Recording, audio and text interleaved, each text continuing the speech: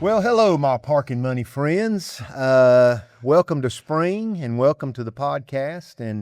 And just so glad you're here today. We appreciate you liking and subscribing, and we would like to see you do that. Continue to do that, if you will. And we enjoy sitting and talking about these old cars, and really appreciate my guest today. And of course, my co-host Brian Barr is here with me this morning, and we just we've got a lot of stuff coming up. There's a lot of events going on. The warm weather is here; it's coming, and the collector car hobby is going to get better and better. And we love to throw those tops down and just ride and enjoy and love what we have.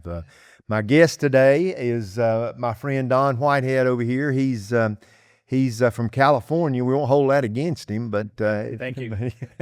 but he loves California, and he just got back from New Zealand with his family over there. Yeah. And so Don is a car real advocate. He loves his Shelbys, and he loves BMWs, loves Porsches. Got a lot of crazy stuff, and we're going to talk about some of his stuff today. And you know, he is truly, him and his lovely wife Diane are in the in the car collecting club here at Lake Norman, and so we enjoy having them as friends. Enjoy meeting new people all the time, and there's some of them, and so it's been great. My other friend here, Bob Guth, you all familiar with. Bob's been on the show. This is third time. Yep. And he's a trophy for he's a trophy. Yeah. I think you lead the way right cannon now. fodder. Yeah, cannon fodder. But Bob has got probably the envy of all the people we know as far as car collection go. You know, we've got some pretty good stuff, but Bob's got some crazy stuff, and he just added a couple of more cars to his collection that he bought down in Amelia, and so we're going to let him talk a little bit about that. And of course, we had the girls on here. When we had the girls on here, we had Bob's wife on here, and her and Debbie drank plenty of wine, and we enjoyed the conversation that they had. And but it's easy to understand why we get so excited about the car collecting hobby around here, because of how much stuff is just around here. Absolutely right. Yep. Yeah, there's a lot of great events, but I'll tell you something. It's like this everywhere. I was online the other day, and I got this feed from somewhere in Michigan, and I didn't even realize till after I'd read through the whole thing that it was even in Michigan. I thought it was down the street, and but it was a whole get together and events going on and everything like that. You know, that's what amazes everybody, I think, right now, is just how crazy popular this stuff is getting. Don't you agree? Well, think about how many barndominiums are going up around us, right? That's probably the best leading example of how many car fanatics are. You agree? Well, just coming to Mooresville since 2018 just kind of blow my mind. You know, coming from Northern California and California car culture in general, very involved with vintage racing, Shelby Club, you know, and I thought, wow, nothing gets better than this. I come out here, just unbelievable what here in Mooresville. Tell us about your time with the Bonham auctions out there. Oh gosh, in Monterey. I had a bunch of friends who lived down on the Monterey Peninsula, going back to right around 2000. I don't remember the exact year that Bonhams had their first Quail Lodge auction. Mm-hmm. So they were all part of the Monterey Sports Car Club. Mm-hmm. And when Bonhams came out there, they needed people to help, you know, push cars around, move cars, just kind of whatever the logistics that go on with one of these auctions. Right. So we all got involved, and one thing led to another. Did that for nearly 10 years. No kidding. And it was 07 or 08. They actually invited 3 of us to go to Goodwood. Oh, wow. To go to the Wow, really? And, wow. So those years Goodwood is on my free paid off big time. Goodwood is on my bucket. Yeah, me too. Oh, you have no idea. Yeah, I can't imagine. I'm really want to be there. I met Jackie Stewart there. Yeah. Oh, yeah. You showed me a picture of you and Jackie. Yeah. I probably met 100 people that I should have taken note of that I could not tell you. Right. Oh, Yeah. It's an incredible event. Yeah. Incredible. You see cars nowhere else on earth and raced. Not I joke around about vintage racing is racing around. At Goodwood, they're racing. And, they ball one up, they just take it back and get it rebuilt. They have $250 million Ferrari GTOs sliding through the grass backwards. Right. Oh, well, they get F1 drivers, they get test drivers, and these guys go out and just beat the snot out of them. Yeah. It's amazing. Yeah. I always like the image when you have, and why they're in the same class is probably because they're both kindred sedans, but you've got the Galaxies and the Minis out there. Galaxies right? and the Minis. Yeah, you're like, wait, what's going on? Yeah. And the Cortinas. And the minis win, right? Yeah. And the Minis. Yeah. In the rain. In the rain. Yeah. In the rain. Would you say that Goodwood is probably the only thing worldwide that rivals Pebble Beach?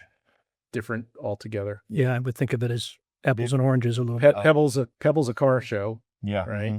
Well, it's Car Week. Well, you have Monterey Car Week, which has evolved here again. Over it used to be the prehistorics the weekend before. Yeah.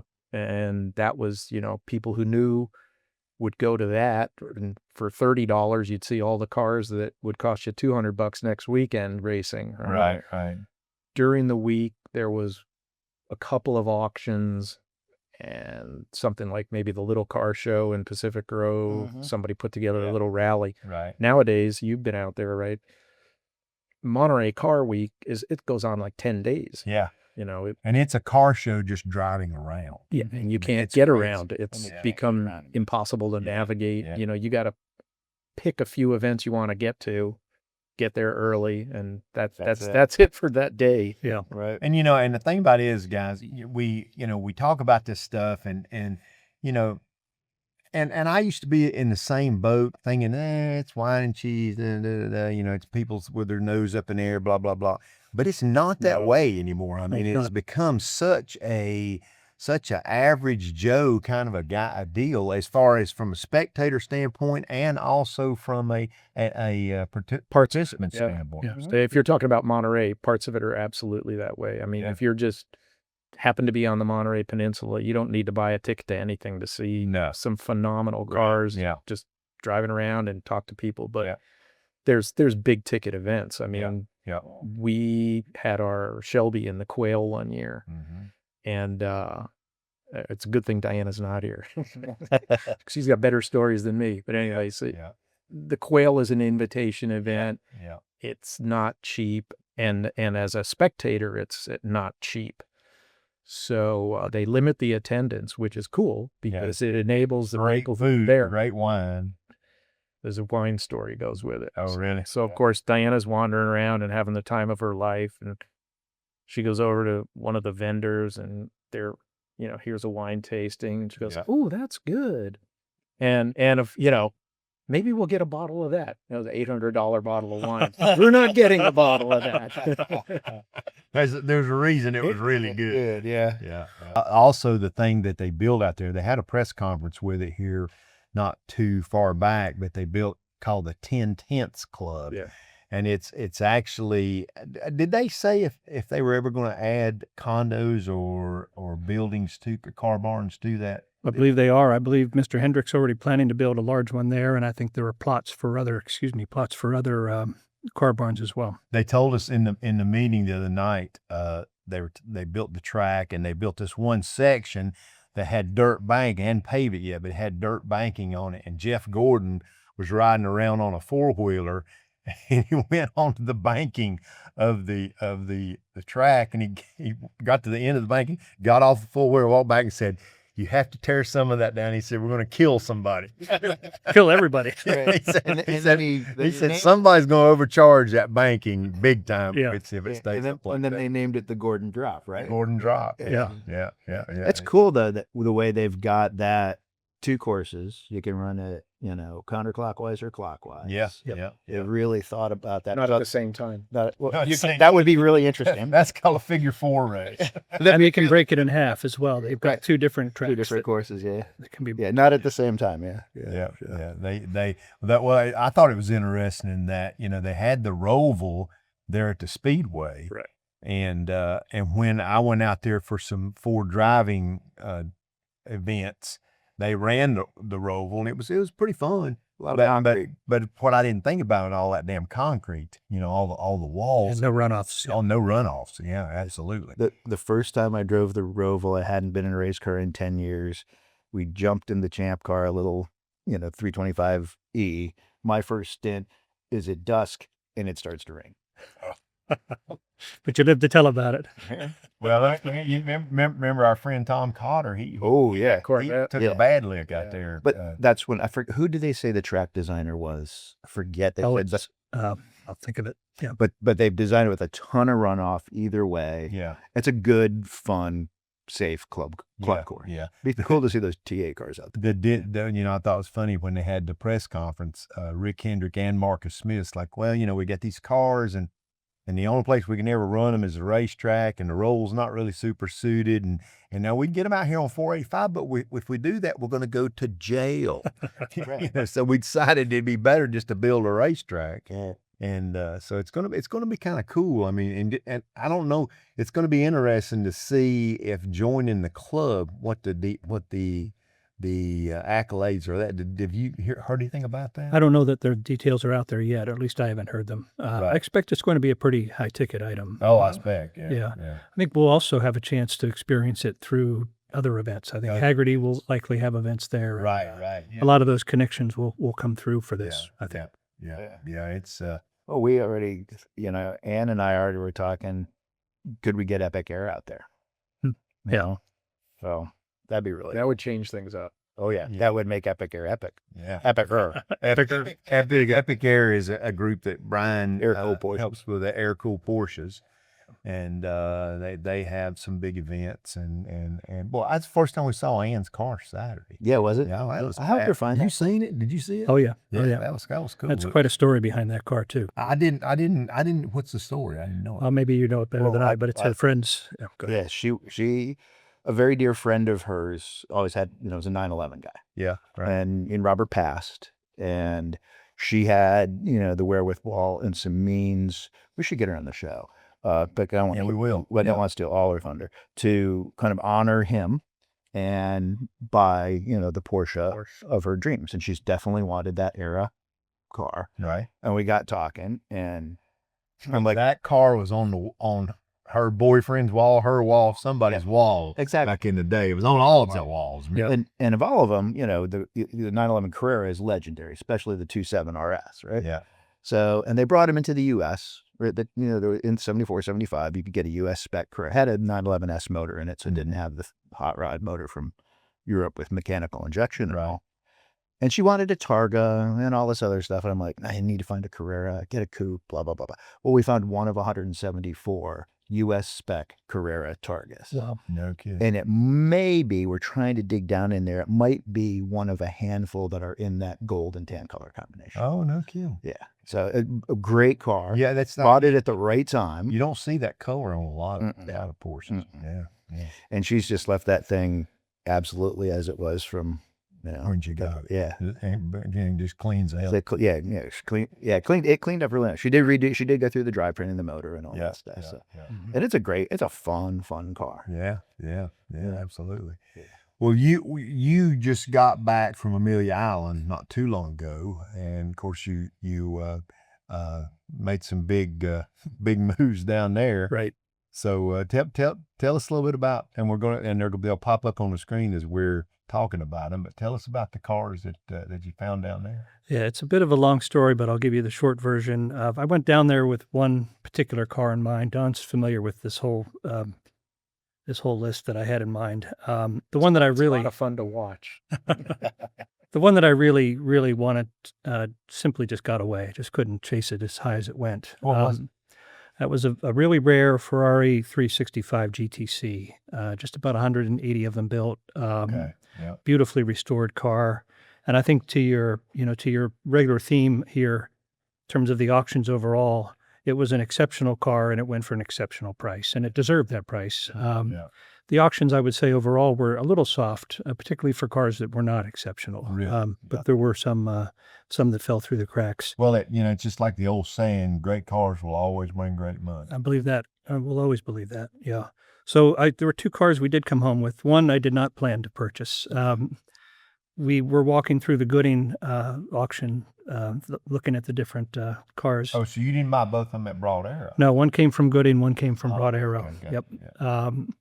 And there was an absolutely gorgeous Aston Martin DB Mark III, which we've talked about before. Is one of my all-time favorites. And even my wife, Sherry, she just loved this car. She just thought it was spectacular. And she left to go back to the condo, and I stayed, and it was very, very early in the auction. Danger, exactly. Danger. It was the 5th car to go across the block, and the room was still kind of getting settled, and it just fell through the cracks, and I ended up buying it. And the best thing I can say about the car is when I called Sherry to tell her that I'd bought a car, she said, what did you buy, right? And I said, I bought that silver Aston, and she was ecstatic. She was absolutely ecstatic. She now considers it her car. So anyway, it's just pristine. It's even better than the one we had, and Don's had a chance to drive it and take a close look at it. I originally figured we'd just try to, maybe sell it, but now that it's home, I think we'll just keep that car. Yeah. It's a great car. Yeah. And the other car, I saw it at the cars thing the other day, and it's spectacular. yeah, It's yeah. beautiful. Thank you. It's a lot of good money put into it by prior owners, and it's been restored by some of the best Aston folks in the country. And it's a shame that it fell through the cracks, but I'm happy we own it. Yeah, I'm surprised that he sold it. If it did. Yeah, it was no reserve. It was a no reserve. Oh, wow. yeah. And it went up, like I said, really early. So Its spots matter. Man, do they matter. Yeah. Yeah. yeah. You know? But maybe not to get too far off track. I think the Aston market in general right now is a little soft. There's been a lot of, there was a large collector in the Middle East who had bought a lot of cars and then just literally stored them, didn't touch them, didn't run them, didn't service them. And a lot of those cars are now coming back into the hobby, so to speak. And most of them are not great cars. So I think that partly because of the way they've been treated for the last 10 or 15 years, I think overall the Aston Martin is soft. The Aston market is soft right now, and I think this car suffered from that. But assuming the market comes back, this will be one of the great Mark IIIs. You're always way smarter than the rest of us. So I don't know about that, but thank you. So you're buying them up while the market is soft. That's a smart thing to do. I mean, it's just like buying stocks. You buy great companies when they're down, and because they're not going anywhere. Yeah. So. Well, this was one of those few. I would call this an exceptional car. I think that's fair. It's one of the few exceptional cars in my mind that did fall through the cracks this past set of auctions. What's your both of y'all's and you two opinion of where the market is right now? Go ahead, Don. To Bob's point and your point, good cars are always going to get really good on me. Yeah. But I think just watching lately, well, I just bought a 73 BMW 2002. The car had been, well, it wasn't necessarily advertised in the right place, but it got listed back in December. And it was while we were down in New Zealand, you're killing time looking at stuff on the internet. Yeah. And I go, oh. And I always look at 2002s because just got a weakness for them. I see this ad and there's like 2 comments on it and nothing in the last month or 6 weeks. So I just sent the guy a message, asked if it was still available. And you get a message back says, yes. That's the extent of it. What a sales pitch there. Yeah. Yeah. Okay. All right. Ask a couple of questions and get some more information. Make a long story unbearable. Pretty much when we got home a month ago, called the guy up, said, okay, here's what I'm willing to do. 2 days later, car was on its way up to Mooresville. So Yeah. It's a great car. Really great car. But you feel like you got it at a better than good price. Yeah. So yeah. Big time. Yeah. For what it is, 73 round tail light car. Yeah. That's the car, man. Was it a super rare? No, it's a European car. It is a relatively rare color, but it bone stock original, never even had a Weber carburetor put on it. No modifications. No, it's beautiful. It's cool. Yeah. I mean, it's not a show car, right? But it's no rust, all original. just really a neat beauty. car, kind of stuff I like. Yeah. You know, something I can drive around anytime. What about your opinion, being at Bonhams and Broad Arrow? Gooding, yeah. Oh, Gooding, yeah, I'm sorry. I think we've said it. I think it was, most cars sold. I think their sell-through was good. I think a lot of cars sold, near or at the bottom of their estimates. But those great cars, they sold. Yeah. They sold. Yeah. It's hard to really go much beyond that. It's just hard to, glean too much from it. But Well, and probably a lot of it too is people realizing that maybe the market is just a little bit soft, so Yeah. not really demanding So- the high number. The weirdest one I saw, I was looking at, I guess it was at Gooding's. They sold an M5 like mine, Mm-hmm. that's right. $138,000. So it was it's a 22-year-old M5 with 3,000 miles on it. I mean, at best, if that thing was fully loaded, it might have been just over $80,000 when it was I new. think they were like Yeah. 82. How is that a $138,000 car? Right. The one that blows me away is one that just sold on Bat the other day, a damn 600-mile GMC Typhoon, Yeah, I saw that. like $300,000. I don't even know what a No Typhoon is. It had no miles, Right. But 300,000. Yeah, I know the dude that sold that. Oh, you do? Yeah, he could consign stuff with me in a previous life. Yeah. Who buys a Typhoon and then stores it? Who thinks that's going to be that Well, opportunity? when that came out in the Cyclone, the Cyclone. right? Yeah, And they could outrun a damn Testarossa. I remember that. And a Yeah, quarter Well, mile. well, the one was all-wheel drive and one was supercharged, right? right. No, they were both all-wheel. they're Which was which? They were both all-wheel. charged. Yeah, they had the Buick. They had a version of Yeah. the 3.8 Buick. Yeah. Same Right. V8 Buick or the V6 Buick that was kicking Well, everybody's ass in yeah, used yeah. cars. Well, I think part of what happened with that is that, like your BMW, it was unmolested, no miles on it, 0 miles on it, and those were really affordable when they first Yeah, came out. yeah. And everybody's throwing huge turbos on them and modifying and Mhm. hooning them all over the place everywhere Yeah. and using them up. So you find some guy that maybe had one when he was a kid and beat the heck out of it. Yeah. Now he's you got never to know go what and money. situation been. I mean, Yeah. it might have been, some elderly lady's husband bought it and just parked it and threw a cover over it. Yeah. Like that damn Z car I had. Well, yeah, and I mean, I was talking to a ex NASCAR buddy. When was it? Friday night, and unfortunately, his dad had just passed. Has 2 cars in his collection, right? Killer, big block Nova 70, right? Yeah. Mm-hmm. But hot rod, but a 76 Corvette with 112 miles on it. Wow. But it's a 76 Corvette. 76 Corvette. I had a 74 in high school. But there's somebody out there that will pay up for that car. But you know what always blew me away about those old Corvettes, particularly when you got up into this like 79 and 80s, Mm-hmm. is why are there not more resto mods of that car? Because it's a great body. It'd be so easy to drop a little LS3 in, pop up the suspension a little bit. Now, you never see it. I mean, every now and then you'll see one. Yeah, those cars have a stigma, and they shouldn't. Yeah, they shouldn't. Yeah, because they were good-looking cars. I mean, the ones with a little squared boxy nose on them. You Yeah. see a lot more of the C1s resting on it, which I think yeah. it gives you that whole 50s Yeah. feel if you're Yeah, of that. Yeah, and I think the SE is finally building suspension for them, though. Are they? Yeah, Detroit Speed. Detroit Speed. Yeah. Yeah. So I saw one at a car show that somebody had done just that, and it was full coilovers, LS in it, 6-speed, and it was like a 74. So still a plastic bumper car. I was going to say that a lot of those, for a while, you saw they got kind of a Greenwood wide body Yeah, deal on them. Yeah. It's still the same piece of junk underneath. Like, yeah, had the body kit. yeah. Yeah. Now there's a couple of real Greenwood cars. Yeah, floating that's a around. different It's a animal. different animal altogether. Yeah. And I always thought, like, oh gosh, I just forgot his name. The Corvette Steve guy. Golden, Steve Golden. No, Steve Gold, but the Corvette guy back in the day. Lingerfeld. No, Well, yeah. Greenwood. yeah, well, Greenwood, but there was a, gosh, I cannot remember. Well, it doesn't matter. But I always thought that, remember the BF Goodrich posters? Mm-hmm. Well, they had a blue Corvette with mini lights, right?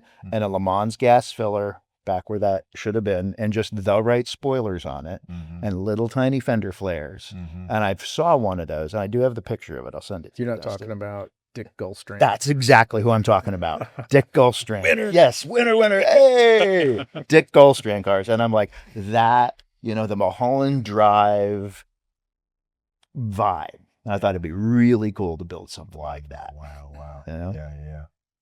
Well, guys, we had a big event a couple of weeks ago. We hadn't talked really about it too much, but we got to go out to California for a trip out there to see some friends, and we got to go by and see our Cobra that we bought, and Deb and I got to go take it and drive it, and really excited about it. And of course, it's going to be at Pebble Beach in August, and it's the 60th anniversary of the 427 Cobra that came out in '65. And so this year's the 60th anniversary. So the 2 days after I bought it, I get a call from a guy who was a vice president at Ford, and he said, "I called Sandra Button, who is the head lady in charge, HLIC, at Pebble Beach, and said that it's the 60th anniversary of the Cobra, so we want to have a class out there for Cobras." And so she said, "Well, I'm pretty full. I've got 200 cars on the lawn already," and they had called kind of late, and she said, "I can fit 4 cars in." So she said, "Go find me the 4 best Cobras in America." Well, this one happened to be one of them, and so I'm so excited about getting it, and it's super rare car, one of 33 originally built narrow hip cars, one of 10 still in existence. And so we got to drive it out there for the first time, and man, what a time that's going. We got some good friends coming out to hang out with us, and Cool. Yeah, and that's a bucket list thing. And then my next bucket list, I think, is probably the Quail. I want to do the Quail. Are you going to take it on the tour? The tour, yeah, I'm going to take it on the tour. Oh, man. Yeah, 70-mile tour. That will be fantastic. And it's going to be out there. Peter Clute, who I met down at Kissimmee this year at Meekum, they had 5 original Cobras down there this year for sale, which I thought was amazing. That's a lot. You never see 5 Cobras. Right. Two no-sailed. Yeah. No, they all know. Did this? They all know. They didn't sell a single one. Is that right? Yeah. It And one was Peter Clute's. One was the car that Tom Cotter found over in Irish Park, the red car. Yeah. And Peter had cleaned it up real nice, and Peter and I sat and talked about it for a long time next to the car, and I had originally planned that trip going down there with the thought of maybe buying a Cobra down there, and I bought this car like 2 or 3 days before we went, and so I mean, that invite to Pebble Beach, that was a pretty big gig, and talk about a add-on. That was a hell of an add-on. Yeah. But to talk to Peter, and Peter's going to have two of the 4 cars that's in that class. Peter's going to have 2 of them. One is a customer that he did, and I feel like the other one will be the 289 that Ken Miles turned into a 427 and went to Nassau and kicked all the Corvettes butts down there. But it's been converted back. No, they left it a 427. They did. In fact, Okay. Peter and his whole group up there at Legendary, they restored the car, and so it's supposed to be spectacular. I got a feeling that'll be the car that shows up. Just as Ken Miles drove it. Yeah, Nice. just as Ken Miles drove it. Very nice. And it's got the whole entire nose flips up on it, and the back flips up on it, just like the GT4. So it's a very, very one-off car. Yeah. So it'll probably be the car that he winds up with down there. So that's great. So I don't have no intention of getting a ribbon, but you know what? Just get to be there is the ribbon. Right. You'll have a blast. I'll have It's an amazing event. Yeah, at least be 4th place. Yeah. I'm in 4th. Can't do no worse than 4th. So. All depends on how you tell the story. Yeah, so it should be should be a good time. That's the used car salesman. That's the used car salesman right there. They're back. You're good at telling the story, right? Yeah, Right, Brown? Exactly. So Don, tell us a little bit about the M5 you're taking to Pine North. Yeah. Car that we got. So here's a just the way things work out sometimes. So 2016, I think it was. Diana comes home one day and she goes, "Oh, my boss is selling his car." Okay, big deal. What is it? That's a BMW. Okay, what is it? I don't know. I'll find out. Okay. Yeah. The next, A lot of info. it's black. Right. It's a five something. I go, okay, well, big deal. There's 29 million of them around the Bay Area. I don't need a, at this point, 16-year-old BMW, right? Yeah. She goes, well, let me find out. Let me get a picture of it. So she comes home with a picture of this black M5. I said, oh, now I'm a little bit interested. You have my attention. So, once again, make a long story unbearable. One thing leads to another. Her boss, he had gone and bought a Tesla, and they wouldn't give him any money on the trade-in. So the deal was, you can buy the car for what amounted to low book, dealer trade price. I was like, done. Right. Didn't even drive it. Done. Yeah. So- Wow. So here we are going on 10 years later, 9 years later. Right. We've driven that car 20, 25,000 miles. It is the most comfortable. Yeah. It's a 4-door Z06. Mhm. Yeah. Thing is freaking awesome. Yeah. Just a great car. I worked with a girl in Atlanta that had one, and she was dingy woman. I won't say what car Careful. it was. Okay, yeah. So, but her hood latch broke, or the cable broke on her hood latch. Couldn't get the hood up. So she came to me. She said, "I really need to change the oil in my car, but I can't get the hood open." And I said, "Well, okay, I'll take it over to my house, see if I can help you with it." And so there was no way to get the damn hood up. I mean, I took it apart trying to figure out how to do it. And you couldn't do it because it was broke out next on the latch. And so I asked her, I said, "What do you want to do?" I said, "If I need to take the BMW place, and they'll figure something out." And she said, "Well, I don't think I can afford to do that." And she said, "Is there not any way we can just cut a hole in the hood and change the damn oil?" I said, "No, we can't. That'd be great." I like the way you think. Yeah. Hey, So, but hey. she drove that damn thing, I know, for another 6 to 8 months, needing the oil change. She didn't care. Then no way checking the oil, nothing. And but I drove it 2 or 3 times, and that was a fun car. That was great. Yeah, they would really go. They were really good cars. Really good.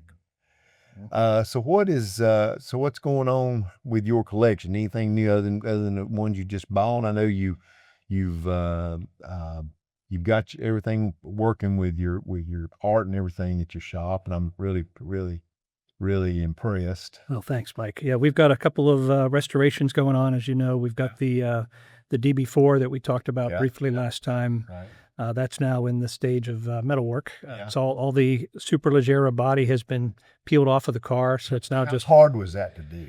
Well, thankfully, I didn't do it. Oh, well, Yeah, we had the professionals do that. There's folks that have done that before, yeah. and right. the truth is, I don't think it was that hard. But you need to have Just the right drill the tools and pop rivets and yeah. Mostly, it's actually just wrapped. Believe it or not, Okay. it's not even riveted. There are a few Nice. spots around the Really? a few spots along the roof line where it's riveted, but most of it's just wrapped around the Superleggera frame. The interesting thing I found there was you had aluminum body wrapped around steel, and I always felt you could get some kind of commotion going on. Yeah, they aluminum. the way they handled that was very early '60s. They wrapped the frame in cotton, and they wrapped the aluminum out around that cotton wrapping. When they took it apart, they found a lot of that cotton wrapping still there. And I think I mentioned this before, but that was for 2 reasons: to prevent the electrolysis, but also to prevent squeaking. They did that also so the body didn't rub on the frame and squeak while you drove the car. So yeah, we'll recreate all that when we put it back together. That was early 60s technology. Right? Exactly right. Yeah. Right before that, even probably. Yeah, so that car will be. It's still got quite a ways to go, but Pedro's been amazing to work with. He's been doing all the mechanicals, and he helped obviously disassemble the car like Don did. Don was up to his elbows on that car for a couple of months, helping to tear it apart. It'll be a great car when it's done.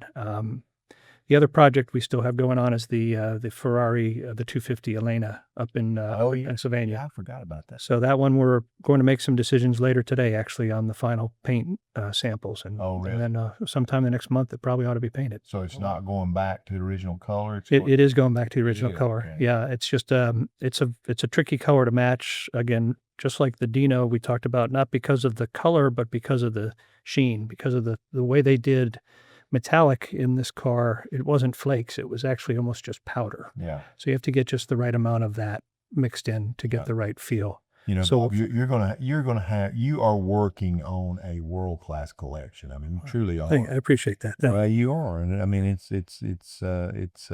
easy to say because I mean, you put a lot of effort into it. I know how hard you worked, and so, but you're going to have something pretty special. When all Yeah, that thank you, comes- Mike. comes together. It's funny. I don't know how you guys feel, but when I go to Amelia, I feel the opposite. You know, you see all these amazing cars out there, and if you see these amazing cars at the auctions, and Well, I've always said every time you think you know money, you'll know nothing. Right. I mean, there's Right. money Exactly. way up here and way on Yeah. above that. what did we see? 3 or 4 of the 250 long wheelbases there lined up. TDFs, yeah. TDFs, exactly. They're TDFs, fantastic. right? Yeah. Well, and look at Amelia when you were there with the Dino, and then over here is Rob Kaufman, and next Yeah. to him is David McNeil. Exactly right. Yeah, crazy money. Yeah.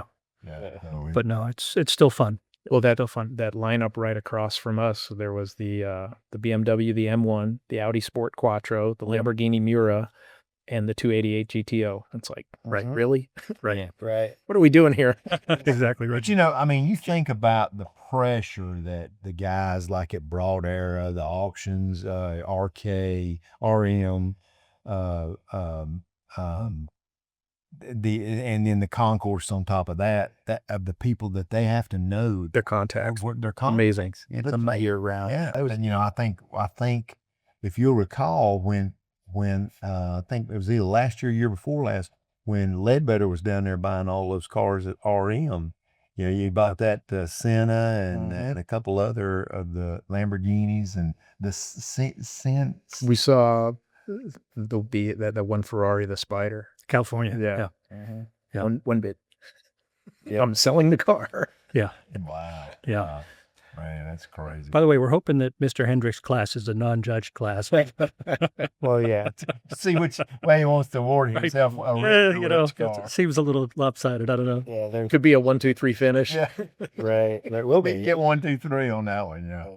Yeah, absolutely. So it should, and you know, the last thing we want to talk about today is, and Don brought this up, and I think it's a great conversation piece, is just what a small world this actually becomes. Your love of vehicles, your love of cars, but what a small world this actually becomes over time. You know, I mean, you think about when we were there the other night and you were there, think about all the people the three of us knew in that room. And ever. Right. Yeah. Yeah. It's nuts And you never have enough time in that 90 minutes or 2 hours to talk to everybody. see everybody. See Like, I always feel like I'm like, you know, Yeah. running Yeah. around. And then there's some new faces too. Yeah. You Yeah. know?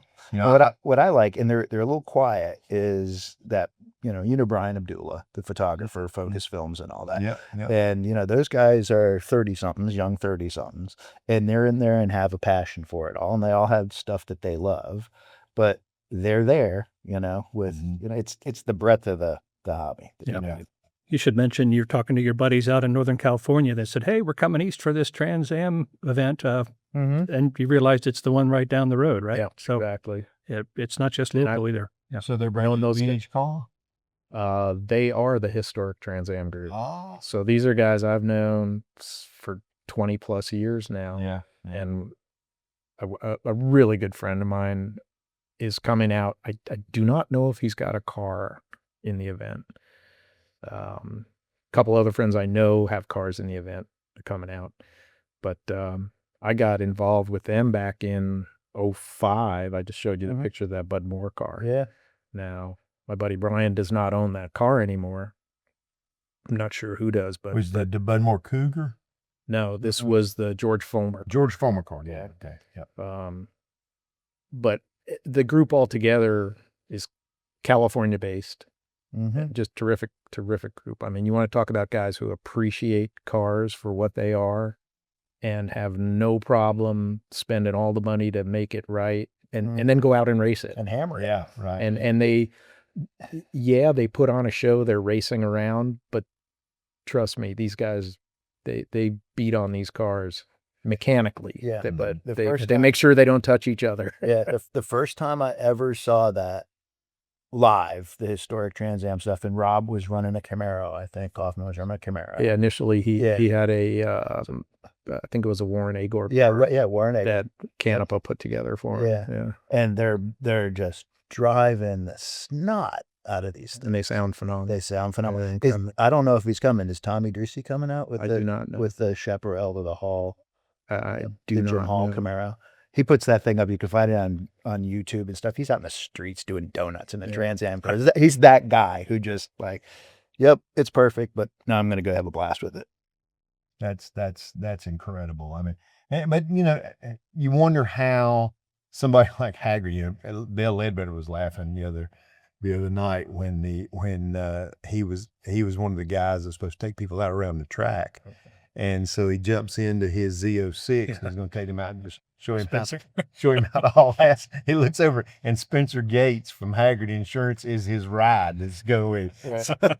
So Dale was like, he's like, oh hell, how in the world am I going to get out here and show him anything if he's my damn insurance guy and he cancels my insurance? Right. Am I covered? Am I covered for this? But yeah, that's one thing about these classic cars as an investment, and Bob's is all over the market and everything. So, but just these cars as an investment, I mean, what else can you insure? And that's, I mean, just from a standpoint of everything in this building burning to a crisp, it's all insured. I'd hate to see it happen. Yeah. But you know what? I'd just start over. Mm-hmm. Because somebody's gonna write me a big check. That Hispano Isuzu that burned, that flamed in the out trailer. in the trailer. Pebble. Yeah. Right. Yeah. Just traded hands for like $2 million. Yeah. We tried Hulk. No sense at all. Yeah. Well, I mean, not. You're preserving history at that point. I guess. Yeah. I mean, I don't even know how you could calculate what you might salvage and what you might rebuild and what you might spend. And Yeah. Yeah. Well, I mean, it's like we were out at Monterey Storage one year, and Vance Steps' dad, Larry, and I were walking through the garage, and there was, he looks over and he says, man, he said, it looks like an old GTO sitting over there in that truck, that tent. And he said, God, I can't believe how you got that much patina on it. So he walks over to this guy. He's in a about a 10-year-old shitty Ford Dually pulling a shitty little 20-foot trailer under a shitty 10 by 20 tent, just sitting there with a fold-up chair. And here sits this Ferrari GTO, right? The patina. So Larry walks up to him and he says, man, how'd you get that patina on there like that? And the guy says, well, he said, no, I didn't do much at all. He said, that's a real car. And so Larry's like, oh my God. He said, and Larry's thinking to himself, $50 million car out here running around a racetrack. He said, do you bring it out here a lot? He said, I bring it out here a couple of years. He said, it's a race car. It's meant to stretch its legs. So I just bring it out here and stretch its legs a little bit. And Larry said, well, tell me what your background is. And the guy said, well, I'm a house painter in San Francisco. I paint houses. And he said, I've been doing it for 34 years. And he said, back in the early 70s, he said, I found this old used race car that this guy had, and I bought it for $5,000. He said, and my wife raised hell with me for 10 years for spending $5,000 on a junky ass old race car. And now, that's worth $50 million. Right. And so Larry looked at him and he said, man, good God. He said, do you not ever worry about just wrecking it or destroying it? And he said, Larry, I've thought about that. And he said, I've come to the conclusion, as long as I don't get hurt, he said, the VIN number's worth $20 million. He's right. That's right. That's just cut that out. Yeah, just cut that out and add somebody the VIN number's worth $20 million. So, but well, they joke around, and vintage racing guys show up with these cars and they say, built it from a skid mark, right? Yeah. There's a few people out there. Yeah. Well, it was that story. There's, of the original Ferrari GTOs, there's 6 more than they ever made. Yeah. Well, they say that same thing about the 427, 435 Corvettes. Yeah. Dale Ledbetter, NCRS judge, said there's a way more now than there ever was when they built. Right.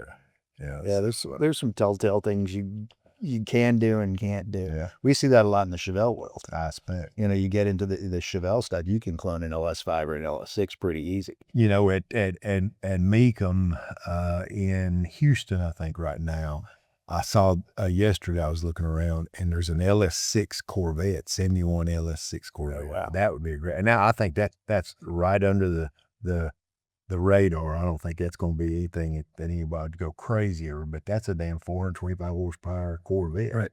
454 after all That's the the emissions. solid lifter for Yeah, they saw it after 454 in a Corvette. In a Corvette. That's Yeah, pretty rare. Yeah. convertible. Real convertible, you know. So that'd be a car, but you know, it'll still be $150,000, $200,000 probably. Maybe three. Who knows? Well, guys, thank you so much for tuning in to us, and we really appreciate, guys. We really appreciate y'all coming. Our and pleasure. joining. Thank you. That's cool. We really appreciate all of your input, and it's good to sit here and tell those stories and be reminded of stuff that's gone on in the past. That's the one part about this that I truly do love. And Brian, thank you so much for your input. You do a great job. And as many times as you piss me off, I still love you. You're still here. Keep coming back.